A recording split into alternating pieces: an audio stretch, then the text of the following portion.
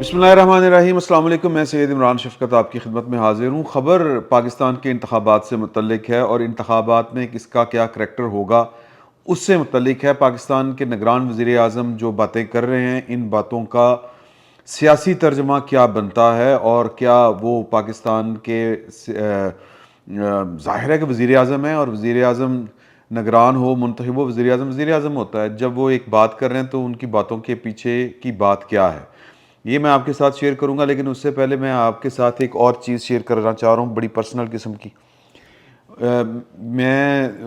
उस्मान दोस्त हैं, यहाँ पे फ्लोरिडा में वो रहते हैं, मैं ये उनका घर है, वो मेज़बान है।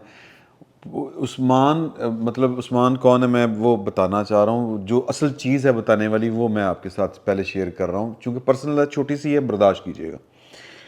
क्योंकि अब मज़े की आपके इंटरेस्ट की है, पॉलिटिकल है, तो इसलिए मैं आपके साथ शेयर कर रहा हूँ। उस्मान जो हैं वो फैमिली बैकग्राउंड है, साहिवाल के हैं, लाहौर में सारी एजुकेशन है, यूईटी से उन्होंने इंजीनियरिंग की। कैडेट के तौर पे आए थे फ़ौज में, फ़ौज की तरफ से इंजीनियरिंग की थी, कैप्टन। फ़ौज छोड़ दी, यानी कि वालिद जो हैं वो भी शहीद हैं, फ़ौज में थे, चचा भी शहीद हैं, फ़ौज में थे, यानी फ़ौजी ख़ानदान। फ़ौज के साथ बड़ी वो कमिटमेंट जो होती है ना, एक जो फ़ौजी वाली होती है वो वाली कमिटमेंट है।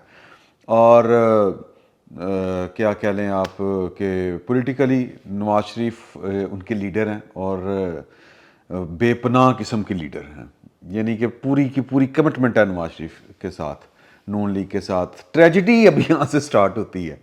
पॉलिटिकल बैकग्राउंड मैंने आपको बता दिया, दूसरा बैकग्राउंड आपको बता दिया, और फिर अमेरिका में आके इन्होंने फ़ौज छोड़ दी थी, अमेरिका में आए और एक एमबीए किया, वो वाला कौन सा एमबीए था, मार्केटिंग वाला और एक एचआर वाला, 2 एमबीए किए। और यहाँ पे एक डॉक्टर पसंद आ गई। डॉक्टर जो है वो बैकग्राउंड बड़ा मुख्तलिफ है। ट्रेजिडी शुरू हो रही, ट्रेजिडी पता नहीं होना, भाभी मैंने जनाब बट्टे बुट्टे ना मारे थे। ट्रेजिडी, मेरी पहली मुलाकात है उनकी बेगम के साथ, भाभी के साथ। तो ट्रेजिडी ये है कि वो पीटीआई की जितना उस्मान पक्का फौजी, पक्का जनाब वो नून लीगिया, उतनी भाभी जो हैं वो हैं पीटीआई की, डॉक्टर हैं। और उस्मान के साथ उनका जो रिश्ता हुआ था, जो मतलब वो पूरी ख़ानदानी शादी थी, क्योंकि इनको यहाँ पे ये आपस में मिले। तो भाभी से मैंने पूछा कि की पसंद आया सी, उन्होंने कहा हमने तो पूरी उम्र फैमिली में वो यही सुना था कि पढ़ाई पढ़ाई पढ़ाई पढ़ाई।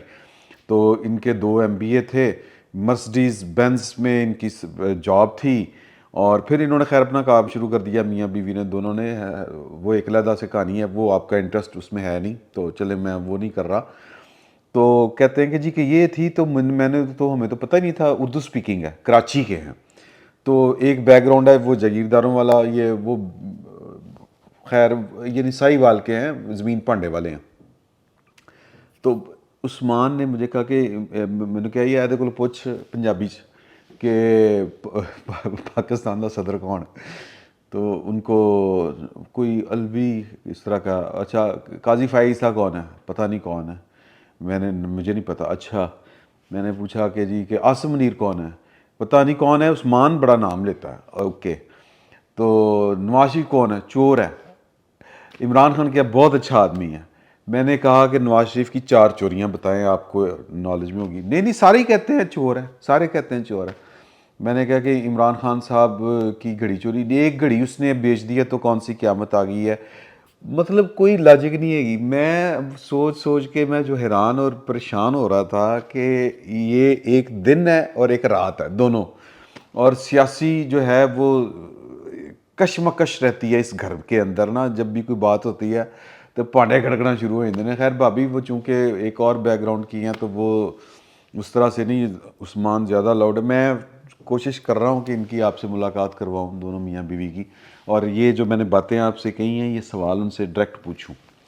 तो खैर मैं जो असल मुद्दे की तरफ आता हूँ, ये तो अभी मैं जो मुझे मज़ा आ रहा था यहाँ पे सारी सिचुएशन देख के, तो वो मैंने आपके साथ शेयर की। मैं कोशिश करूँगा कि ये मियाँ बीवी है ना कि अमेरिकन پی ٹی آئی کے لوگ عمران خان صاحب کے ساتھ کیوں ہیں، یہ آپ کو اگر یہ عثمان کا تو کوئی ایشو نہیں ہے، اگر ان کی بیگم بھابھی مان گئیں کیمرے پہ آنے کے لیے، میں منانے کی کوشش کروں گا تو آپ کو سمجھ آئے گی کہ عمران خان صاحب، میں پھر وہ اپنا ایک فیڈ بیک دوں گا کہ عمران خان صاحب کو جو پسند کرنے والے سمندر پار پاکستانی ہیں ان کی لاجک کیا ہے، وہ کیوں پسند کرتے ہیں، اور پھر ہم اس کا تھوڑا سا کریٹیکل پولیٹیکل جو ہے وہ جائزہ لیں گے کہ یہ ہوا کیا ہے۔ ورنہ تو عمران خان صاحب جو ہیں وہ پاکستان میں ہی ہیں، سارے ہی جانتے تھے ان کو، یہ ایک دم سے جو ان کو بوسٹ ملا ہے کہ جی کہ کوئی لاجک کوئی سرے سے ہے ہی نہیں، کوئی ریزننگ ہے ہی نہیں، لیکن عمران خان ٹھیک ہے باقی سارے غلط ہیں، کیوں؟ یہ آپ کو وجہ اگر میری ان سے میں کروں گا بات، اگر وہ مان گئے تو یہ وجہ پھر آپ کو سمجھ آئے گی۔ تو عمران خان صاحب کا ہی چونکہ ذکر ہے، اور نگران وزیر اعظم صاحب جو ہیں وہ انہوں نے جو بات کی ہے، سوالات جو ان سے ہوئے، ان سے انہوں نے جو بات کی اس کی سمجھ آتی ہے بات کی کہ وہ کیا کہنا چاہ رہے ہیں۔ ظاہر ہے کہ ایک پرائم منسٹر اور کیئر ٹیکر پرائم منسٹر جس کا مقصد اور جس کا جو ہونا ہے وہ اس لیے ہے، اس کی غرض و غایت یہ ہے، حالانکہ میں سمجھتا ہوں کہ نگران حکومتوں کا کانسیپٹ جو ہے وہ پاکستان کے سیاسی جو عدم استحکام تھا یا جو پولیٹیکل انجینئرنگ تھی، یہ اس کا شاخسانہ ہے۔ دنیا بھر میں نگران حکومتوں کی ضرورت نہیں ہوتی، تو لیکن پاکستان میں چونکہ بار بار مداخلت ہوتی تھی اور پھر سوال کھڑا ہوتا تھا کہ پھر یہ الیکشن کون کروائے گا؟ تو الیکشن کمیشن کا کانسیپٹ ہمارے ہاں سرے سے ہے ہی نہیں ایک طرح سے اگر آپ کہیں تو۔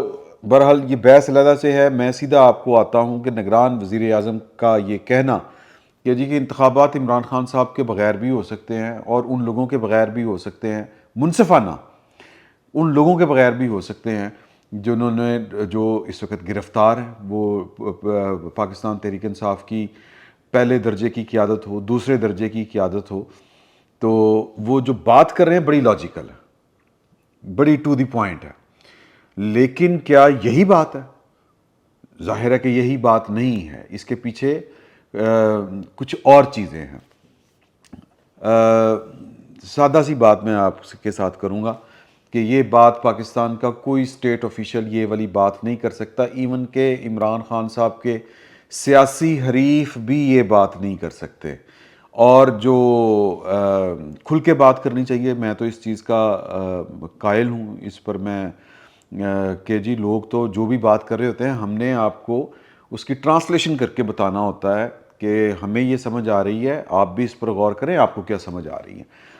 تو ایک بات تو طے ہے، یہ بات لکھ لیں کہ وزیر اعظم کی اسٹیٹمنٹ کے بعد، اور پھر جو بلاول بھٹو زرداری صاحب کی مختلف موقع کے اوپر جو انہوں نے گفتگو کی، اب پاکستان مسلم لیگ نون کا قصہ آپ ایک سائیڈ پہ رکھیں، پاکستان پیپلز پارٹی کی ہم بات اس وجہ سے کرتے ہیں کہ گیون سرکمسٹانسز میں یا جو دستیاب ہمارے پاس سیاسی قیادت ہے یا سیاسی جماعتیں ہیں، ان میں اگر جمہوریت کسی پارٹی میں ہے یا اگر کسی پارٹی میں کہہ لیں کہ جو اصول اور قانون کی بیسیکلی بات کرتی ہے، دستور کی بات، تو اس میں اگر ہم گریڈنگ کریں تو پاکستان پیپلز پارٹی باقی جماعتوں سے تھوڑی سی اوپر ہمیں نظر آتی ہے۔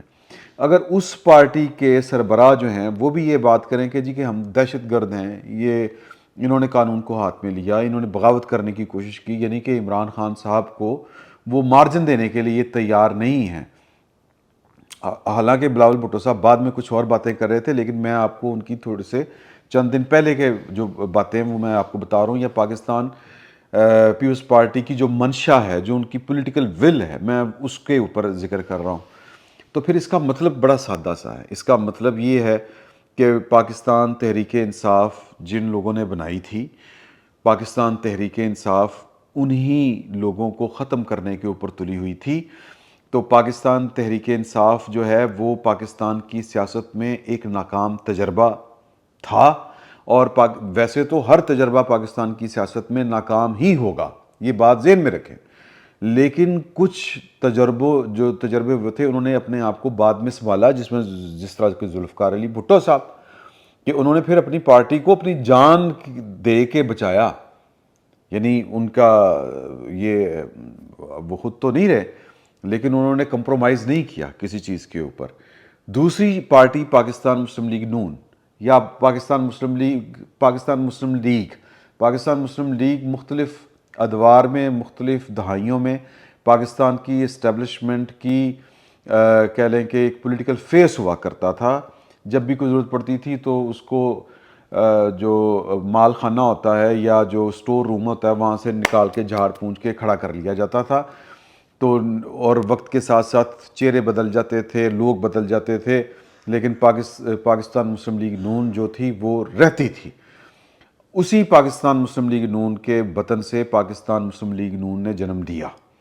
اور پھر مختلف جو کہہ لیں کہ حوادث جو تھے یا جو مواقع تھے یا ایکسیڈنٹس جو بھی تھے تاریخی، ان میں پاکستان مسلم لیگ نون کی جو قیادت ہے نواز شریف صاحب کی، اس نے اپنے آپ کو منوایا اور اپنا وجود قائم رکھا حکمت کے ساتھ، تدبر کے ساتھ. یہ سہولت یا یہ ایسی جو موقع تھا وہ پاکستان تحریک انصاف کے پاس تھا، لیکن پاکستان تحریک انصاف وائزلی نہیں چل سکی، بلکہ اس نے نہ صرف یہ دیکھیں پاکستان پیپلز پارٹی بھٹو نے بھی اور نواز شریف صاحب نے بھی پاکستان کی اسٹیبلشمنٹ کے ساتھ ان کی ناچاکی ہوئی، لیکن انہوں نے وہ جو باریک لائن تھی جو آپ کو اینٹی اسٹیٹ بنا سکتی ہے اس لائن کو کبھی عبور نہیں کیا. یہ افراد کی حد تک نام لیے بغیر اور بڑے طریقے کے ساتھ حکمت کے ساتھ چلتے رہے. عمران خان صاحب نے یہ والا کام نہیں کیا، تصادم کی طرف گئے اور پھر ریاست کے خلاف گئے. تو اس کا نتیجہ یہ ہے کہ پاکستان تحریک انصاف عمران خان صاحب کی موجودگی میں یا عمران خان صاحب کے ساتھ پاکستان کے سیاسی عمل کا حصہ رہے یہ ممکن نہیں رہا. اب کسی کو یہ بات اچھی لگے یا بری لگے، یہ ایک زمینی حقیقت ہے. جو وزیر اعظم سے سوال ہو رہے ہیں کہ جی کہ وہ عمران خان کے بغیر الیکشن کیسے، سر نواز شریف کے بغیر الیکشن کیسے تھے، سوال ہے. اور پھر جو کچھ عمران خان صاحب کے ساتھ مل کے نواز شریف صاحب کے ساتھ کیا جا رہا تھا، مکافات عمل دیکھیں، وہی کچھ اس وقت عمران خان صاحب کے ساتھ ہو رہا ہے. لیکن ہم اس کو ہم جسٹیفائیڈ نہیں کہتے یا ہم اس کو یہ نہیں کہتے کہ یہ ٹھیک ہو رہا ہے، لیکن کچھ کردار تو عمران خان صاحب کا بھی تھا کہ عمران خان صاحب کو حکمت کے ساتھ تدبر کے ساتھ چلنا چاہیے تھا، سیاست کرنی چاہیے تھی جس کو انہوں نے ہمیشہ گالی سمجھا، سیاست کر کے اپنا راستہ بنانا چاہیے تھا.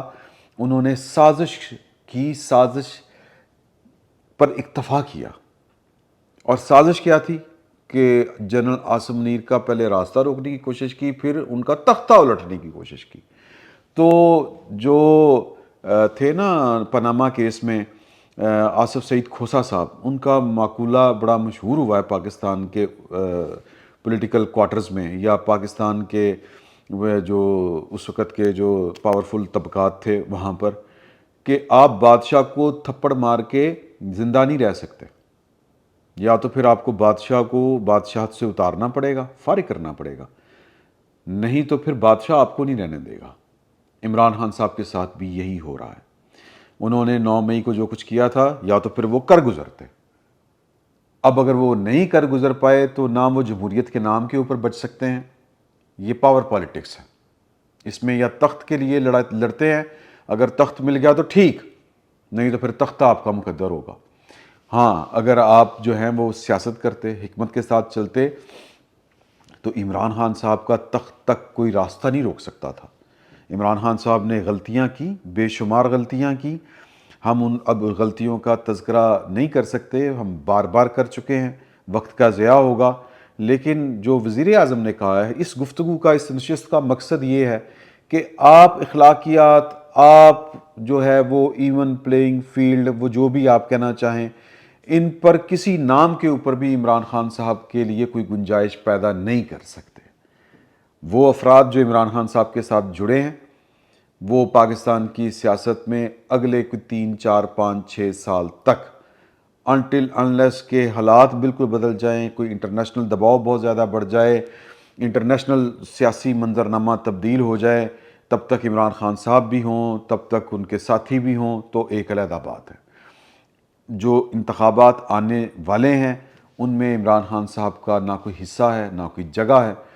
اگر پاکستان تحریک انصاف عمران خان صاحب کے بغیر انتخابات میں، جس کی وہ کہتے ہیں کہ عمران خان کے بغیر تو کوئی سوال ہی پیدا نہیں ہوتا، تو نہ ہو، کسی کو کوئی فرق نہیں پڑتا، نہ جمہوریت کے نام لیواں کو فرق پڑتا ہے، کیونکہ عمران خان صاحب نے جمہوریت کی خدمت بذات خود نہیں کی، وہ بذات خود جمہوریت کے اوپر یقین نہیں رکھتے تھے۔ انہوں نے جمہوریت اور سیاست کو پاکستان میں گالی بنایا، وہ پاکستان کی فوج کے ساتھ مل کے اقتدار پر قبضہ کرنا چاہتے تھے۔ جب پاکستان کی فوج نے اپنی لمیٹیشن سے باہر جانے سے انکار کیا تو پھر عمران خان صاحب نے سازش کے تانے بانے بنے، وہ سازش، وہ بغاوت ناکام ہوئی، تو ناکام بغاوت جو ہوتی ہے اس کی جو سزا ہوتی ہے وہ عمران خان صاحب کو ملنی ہے۔ اب عمران خان صاحب جمہوریت کی آڑ میں چھپیں، جمہوریت کے نام کے اوپر کوئی اپنی گنجائش پیدا کرنا چاہیں، قانون آئین کی بات کر کے کوئی اپنی جگہ بنانے کی کوشش کریں، تو بہت دیر ہو چکی ہے۔ عمران خان صاحب کی کوئی جگہ نہیں۔ جو کچھ نگران وزیر اعظم صاحب نے کہا ہے، اس کا سیاسی ترجمہ یہ ہے کہ تسی جو کرنا کر لو۔ عمران خان صاحب اور ان کے حواری اگلے منظرنامے کے اوپر پاکستان کی انتخابی سیاست میں بھی نہیں ہے، اور ریاستی سیاست میں عمران خان صاحب اگر کوئی انقلاب لے کے آ سکتے ہیں، تختہ الٹ سکتے ہیں، تو لے آئیں، بسم اللہ۔ ادروائز گیون سرکمسٹانسز میں پرانے جو رولز آف گیم ہیں ان کے تحت عمران خان صاحب کا چکر ہی کوئی نہیں ہے۔ فی الوقت اتنا ہی، بہت بہت شکریہ۔